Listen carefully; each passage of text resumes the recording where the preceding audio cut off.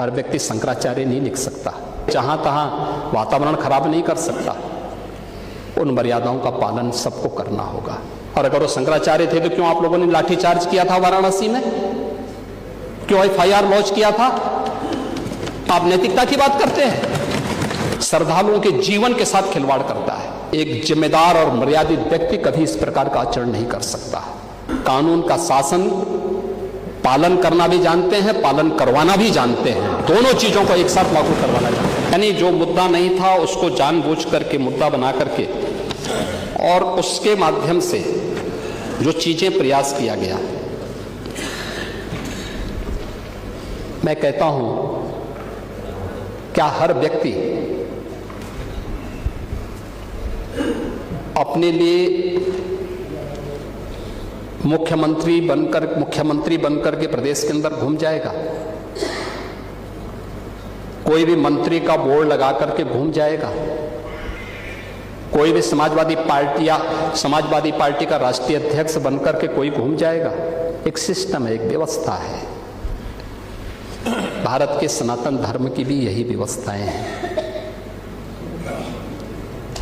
शंकराचार्य का पद भारत की सनातन धर्म में सर्वोच्च और सम्मानित पद माना जाता है, बहुत पवित्र माना जाता है। इस सदन की व्यवस्था आप देखते होंगे, परंपरा से और नियमों से संचालित होता है। माघ मेला है, मौनी अमावस्या के दिन 4.5 करोड़ श्रद्धालु आया है। सबके लिए एक व्यवस्था बनाई गई है और कानून तो सबके लिए बराबर होता है। मेरे लिए कोई अलग कानून नहीं। अगर मैं अपराध करूंगा तो उसी कानून से मैं भी देखा जाऊंगा, जिस कानून से कॉमन मैन देखा जाएगा। मुख्यमंत्री का पद किसी कानून से ऊपर नहीं हो सकता। कोई व्यक्ति किसी कानून से ऊपर नहीं हो सकता। हम भारत के संवैधानिक व्यवस्था से जुड़े हुए लोग हैं और मेरा मानना है भारत के हर नागरिक को भारत के इस कानून को मानना चाहिए। आदि जगतगुरु शंकराचार्य ने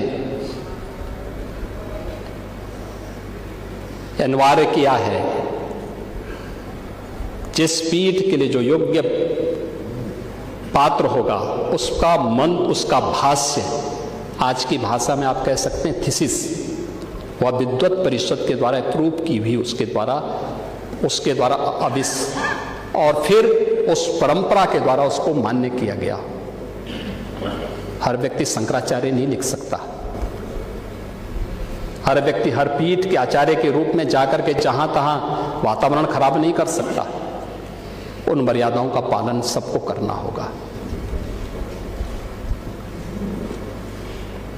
और अगर वो शंकराचार्य थे तो क्यों आप लोगों ने लाठीचार्ज किया था वाराणसी में? क्यों FIR लॉन्च किया था? आप नैतिकता की बात करते हैं। 4.5 करोड़ श्रद्धालु जहां पर आए हों, वहां पर जो एग्जिट गेट है, जहां से श्रद्धालु बाहर निकल रहा है स्नान करके, उस द्वार, उस पेंटून से, उस मार्ग से किसी को बाहर निकलने का कोई वो नहीं, क्योंकि उससे अंदर जाने का कोई प्रयास करता है तो एक नए स्टैम्पेड को जन्म देता है, वहां पे नए भगदड़ को जन्म देता है, श्रद्धालुओं के जीवन के साथ खिलवाड़ करता है। एक जिम्मेदार और मर्यादित व्यक्ति कभी इस प्रकार का आचरण नहीं कर सकता, कभी नहीं कर सकता। आपको पूछना है, सपा के लोग पूछे, लेकिन हम लोग मर्यादित लोग हैं, कानून का शासन पर विश्वास करते हैं, कानून का शासन पालन करना भी जानते हैं, पालन करवाना भी जानते हैं, दोनों चीजों को एक साथ लागू करवाना जानते हैं। लेकिन इसके नाम पे गुमराह करना बंद करिए।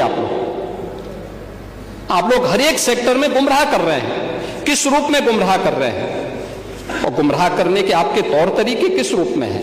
हमें भौचक होता है। आप लोग सदन की कार्रवाई को भंग करते हैं।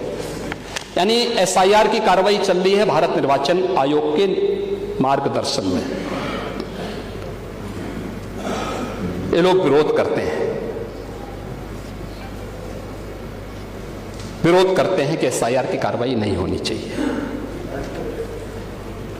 उत्तर प्रदेश के अंदर अब तक ईएसडी